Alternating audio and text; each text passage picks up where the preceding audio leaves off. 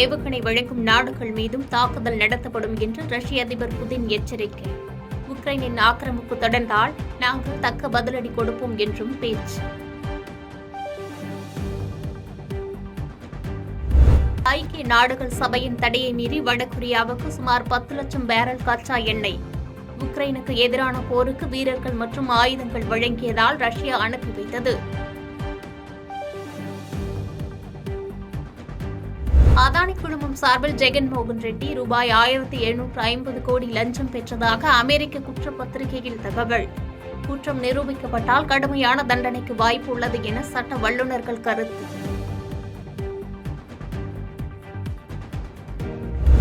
திருவள்ளூரில் ரூபாய் 330 கோடி செலவில் கட்டப்பட்டுள்ள டைட்டல் பூங்காவை திறந்து வைத்தார் முதலமைச்சர் மு க ஸ்டாலின். 5.57 லட்சம் சதுர அடி பரப்பில் அமைக்கப்பட்டுள்ள இந்த ஐடி வளாகத்தின் வாயிலாக 6000 பேருக்கு வேலைவாய்ப்பு கிடைக்கும் என தகவல்.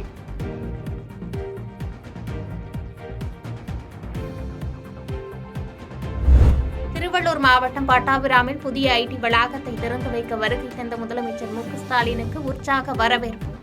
சாலையின் இருபுறமும் திரண்டிருந்த மக்கள் முதலமைச்சரிடம் மனு அளித்து கோரிக்கை.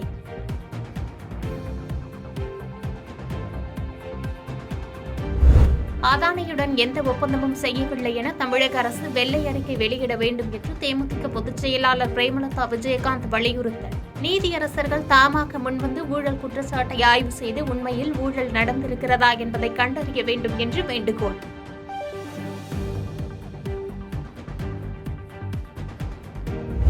ராமநாதபுரம் ஓம் சக்தி நகரில் இடுப்பளவு தேங்கியுள்ள மழைநீர் வடியாததால் குடியிருப்பு வாசிகள் அவதி. அத்தியாவசிய வேலைகளுக்கு கூட வெளியில் வர முடியாமல் வீட்டுக்குள் முடங்கிய மக்கள்.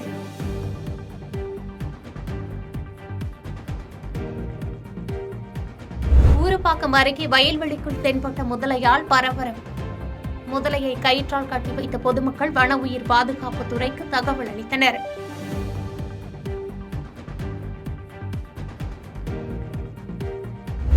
கும்பக்கரை அருவியில் 4 நாட்களுக்கு பின்பு சுற்றுலா பயணிகள் குளிக்க வனத்துறை அனுமதி. அருவியில் ஏற்பட்ட வெள்ளப்பெருக்கு குறைந்து தற்போது நீர்வரத்து குறைந்து சீரானதால் நடவடிக்கை.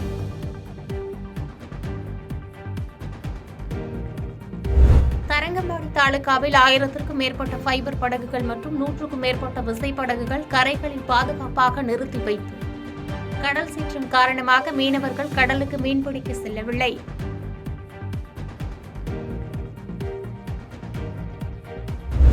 ஸ்ரீபெரும்புதூர் அருகே படியில் நின்று கொண்டிருந்த மாணவர்களை பேருந்துக்குள் வருமாறு நடத்துனர் கண்டித்ததால் தாக்குதலுக்கு உள்ளான நடத்துனர் நாராயணசாமி மருத்துவமனையில் அனுமதிக்கப்பட்டு சிகிச்சை பெற்று வரும் நிலையில் பேருந்துகளை சாலையில் நிறுத்தி ஓட்டுநர்கள் மற்றும் நடத்துனர்கள் போராட்டம் நடத்தியதால் பரபரப்பு.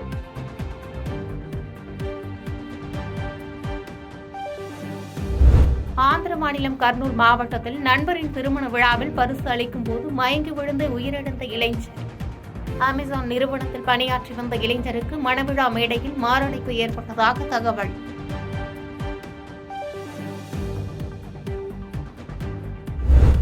அதானி நிறுவனத்துடனான மின் பகிர்மானம், விமான நிலைய விரிவாக்கம் ஆகிய 2 ஒப்பந்தங்களை ரத்து செய்தது கென்யா அரசு. அதானிக்கு எதிராக அமெரிக்காவில் எடுக்கப்பட்டுள்ள நடவடிக்கைகளை தொடர்ந்து முடிவு.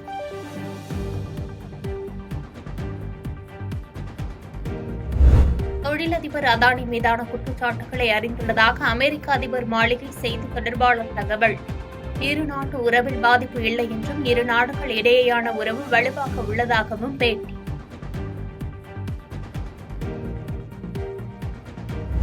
கயானா நாட்டு நாடாளுமன்றத்தில் சிறப்பு கூட்டத்தில் உரை நிகழ்த்தினார் பிரதமர் மோடி.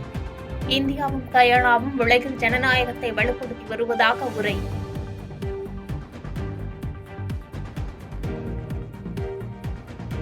உலக வளர்ச்சிக்கு இந்தியா பக்கபலமாக இருப்பதாக கயானா நாடாளுமன்றத்தில் பிரதமர் மோடி பேச்சு. கொரோனா காலத்தில் ஒவ்வொரு நாடும் தங்களை காத்துக்கொள்ள முயன்றபோது 150 நாடுகளுக்கு இந்தியா தடுப்பூசிகளை வழங்கியதாக பெருமிதம்.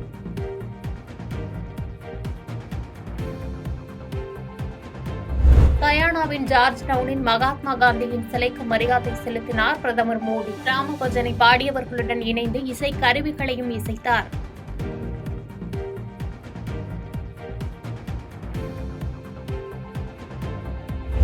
யானைகள் குடியிருப்பு பகுதிக்குள் வருவதை தடுக்க வனத்துறை சார்பில் விரிவான திட்ட அறிக்கை தயாரிக்கப்பட்டு வருவதாக துறை சார்ந்த அமைச்சர் பொன்முடி அறிவிப்பு. அறநிலையத்துறையினர் கோயில் யானைகளை முறையாக பராமரிக்காததே யானைகளால் விபத்துகள் நேரிட காரணம் என்று கருத்து.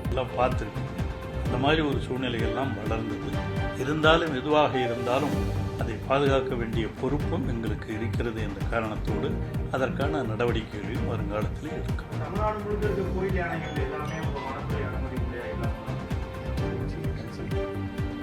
அது எல்லாம் கன்சல்ட் பண்ணிட்டு தான் இருக்கிறாங்க. கன்சல்ட் பண்ணி கேட்பாங்க. அந்த அடிப்படையில் நாம் சொல்கிறோம். அவங்க கூடுமானவர்கள் அதை மெயின்டைன் பண்ணுறது அந்த கோயிலுடைய அறநிலையத்துறை கோயிலுடைய பொறுப்பு. அவங்க அதை சில நேரங்களில் செய்யாத காரணத்தினால் இது ஒரு நிகழ்வுகள் நடைபெறும். அமெரிக்க அதிபர் பைடன் நினைவிழப்பால் பாதிக்கப்பட்டவர் என கருத்து தெரிவித்த விவகாரம். ராகுல் காந்தி மன்னிப்பு கோர வேண்டும் என தேசிய மருத்துவ அமைப்பினர் வலியுறுத்தல்.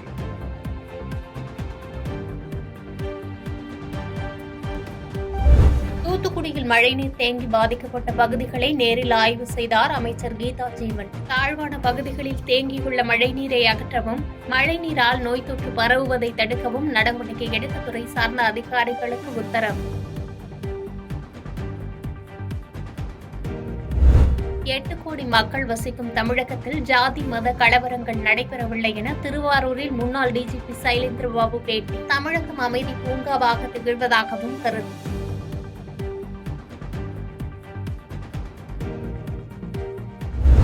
இலங்கை சிறையிலிருந்து விடுவிக்கப்பட்ட புதுக்கோட்டை ராமேஸ்வரத்தை சேர்ந்த 5 மீனவர்கள் விமானம் மூலம் சென்னை வந்தடைந்தனர். சென்னை விமான நிலையத்தில் மீனவர்களை தமிழ்நாடு மீன்வளத்துறை அதிகாரிகள் வரவேற்று அரசு ஏற்பாடு செய்திருந்த வாகனம் மூலம் சொந்த ஊர்களுக்கு அனுப்பி வைத்தனர்.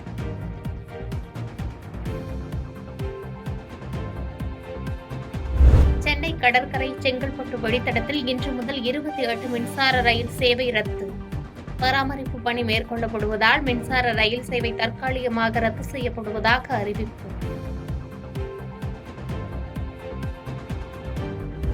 சிவகாசியில் இருசக்கர வாகனம் மீது மோதிய தனியார் பேருந்து தீப்பற்றி எரிந்ததால் பரபரப்பு. முன்னெச்சரிக்கை நடவடிக்கையாக பயணிகள் பேருந்தை விட்டு இறங்கியதால் உயிர் சேதம் அதிர்ஷ்டவசமாக தவிர்ப்பு.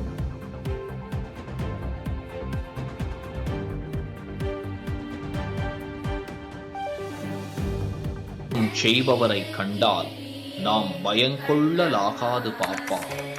மோதி மிதித்து விடு பாப்பா, அவர் முகத்தில் உமிழ்ந்து விடு பாப்பா. அண்மை செய்திகளை உடனுக்குடன் தெரிந்து கொள்ள இணைந்திருங்கள் இயம்நாடு தொலைக்காட்சியுடன்.